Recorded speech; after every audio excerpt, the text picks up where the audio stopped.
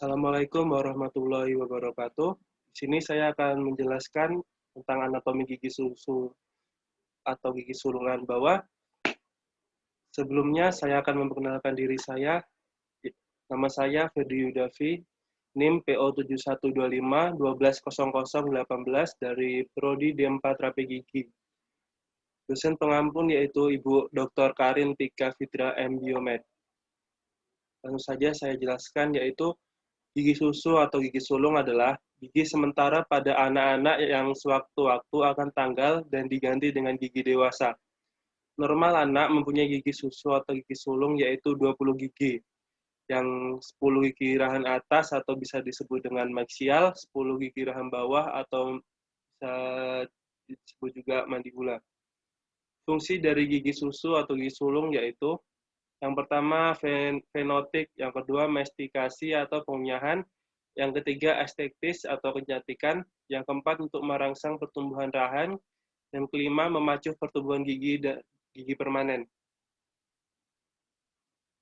Nama dari macam-macam gigi sulung, yang pertama gigi seri rahang pertama, gigi seri pertama atau incisivus sentral atau I1, yang kedua gigi geraham pertama molar 1 atau bisa ditulis juga M1, gigi seri kedua atau incisivus kedua atau bisa ditulis juga I2, yang keempat gigi geraham kedua atau bisa disebut juga molar kedua atau M2, yang kelima gigi taring atau caninus dan bisa disebut juga C. Gigi susu rahang bawah yaitu yang pertama gigi incisivus sentral atau I1.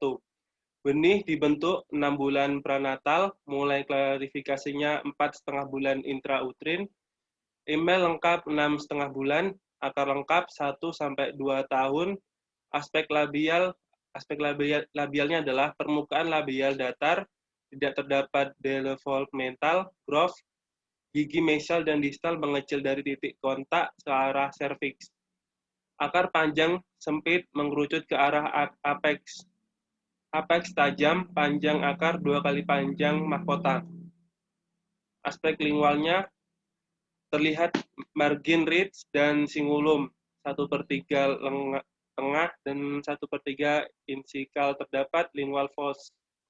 Permukaan mahkota dan akar mengecil ke arah lingual. Aspek distal. Bentuk kebalikannya aspek mesial, garis servikal lebih datar, pada permukaan akar terdapat developmental growth. Selanjutnya aspek incisal ridge terlihat lurus membagi 2 mahkota ke arah labial lingual, permukaan labial agak sedikit cembung. Selanjutnya gigi incisivus lateral atau bisa disebut juga I2. Benih dibentuk 7 minggu pranatal, mulai klarifikasinya 4,5 bulan intrautrin, email lengkap 4 atau 4,5 bulan, erupsi 7 bulan, akar lengkap 1-2 tahun. Bentuk dasar secara garis besar sama dengan incisivus sentral. Ukurannya lebih besar dibandingkan dengan I1 bawah. Ukurannya labiolingual sama. Cingulum dari besar sedikit dari gigi I1 bawah. Lingual fossa lebih cekung, incisal ridge mempunyai tendasi menurun ke arah distal. Selanjutnya gigi caninus atau C. Benih dibentuk 2,5 bulan pranatal, mulai klarifikasinya 5 bulan intrautrin, email lengkap 9 bulan, erupsi 16-20 bulan, akar lengkap 2-3 tahun, aspek labialnya yaitu caninus mempunyai titik kontak mesial, distal mengecil ke arah serviks, sehingga mahkotanya berbeda dengan gigi incisivus. Kaus panjang dan tajam karena pertumbuhannya yang baik, gigi mengecil ke arah servikal, akar lebih panjang daripada mahkota, tetapi lebih pendek 2 mm dari caninus atas. Aspek lingual. Cervical ridge tidak begitu jelas dibandingkan gigi atas. Ukuran labiolingual lebih kecil Lingualis membagi palatal menjadi mesio dan distopalatal fossa. Aspek mesialnya yaitu outline hampir sama dengan incisivus, tetapi proporsinya berbeda. Lengkung permukaan distal lebih kecil daripada mesial, cervical line lebih kecil daripada aspek mesial. Selanjutnya aspek insisal yaitu bentuk mahkotanya seperti berlian, tetapi pendek 1,5 mm dari kaninus atas. Sudut 1/3 cervical, permukaan labial kurang membulat dibandingkan kaninus, tetap rahang atas. Puncak kaps lebih kemesialan sehingga lereng distal lebih panjang dari mesial. Selanjutnya gigi molar 1 atau bisa disebut dengan M1. Benih dibentuk 8 bulan pranatal, mulai klarifikasinya 5 bulan, email lengkap 6 bulan, erupsi 12-16 bulan, akar lengkap 2-2,5 tahun. Aspek bukannya yaitu outtip mesial mulai dari titik kontak lurus ke arah cervix. Bagian distal mahkota lebih pendek dibandingkan mesial. Mesial cups lebih besar dari distal cups. Terdapat developmental dipresentasikan pada permukaan bukal yang memisah-misah bukal cups dan distobukal. Akar panjang, ramping, dan melebar di 1/3 spikal lebih outline mahkota.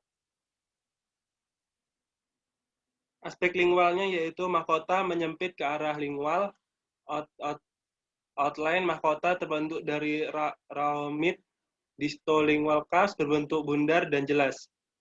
Terdapat developmental deloft di antara mesialingual cups dan distolingual cups.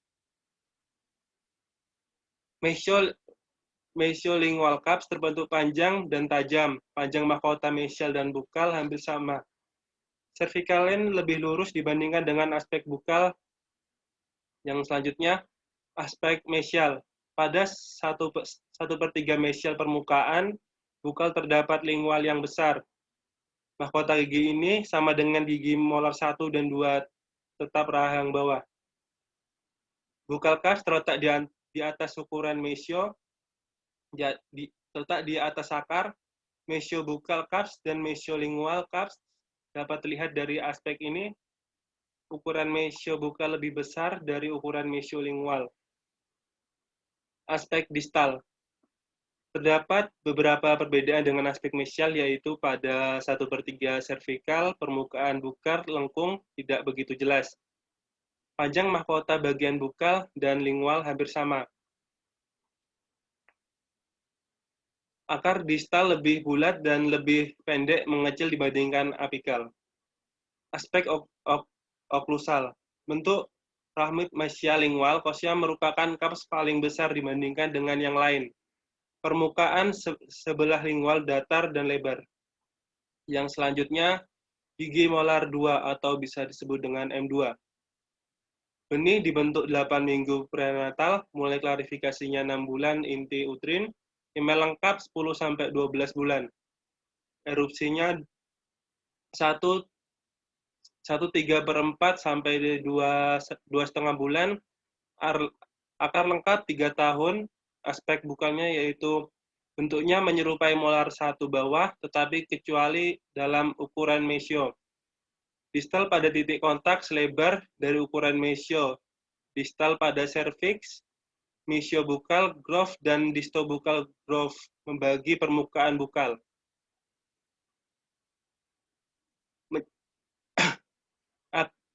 Panjang dan melebar pada akar mesio distal tengah akar dan 1/3 apikal, panjang akar 2 kali panjang mahkota. Aspek lingual.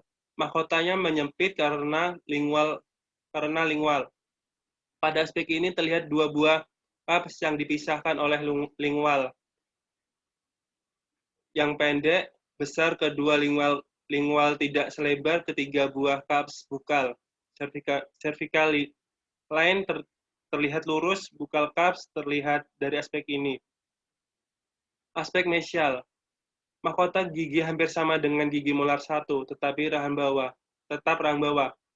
Berdasarkan puncak bukal lebih besar pada gigi sulung dibandingkan dengan gigi tetap. Mesiolingual cups dan mesiobukal terlihat pendek karena margin tinggi, karena tinggi. Lingual cups lebih tinggi, akar lebar, datar, dan apex yang timbul. Aspek distal. Mahkota menyerupai dari mesial ke distal. Cups terlihat dari aspek ini. Perkembangan distolingual cups baik. Distal margin lebih ke bawah dan lebih pendek dalam arah bukal lingual dibandingkan dengan mesial margin. Akal mesial mengecil ke apex. Aspek oklusal. Bentuk persegi panjang terlihat 3 buah cups lingual besar. Mesiodistal ketiga buah cups bukal lebih besar dari mesiodistal. Cups lingual adanya triangular ridge yang berjalan dari puncak cups tersebut. Sekian penjelasan dari saya akhiri. Wassalamualaikum warahmatullahi wabarakatuh.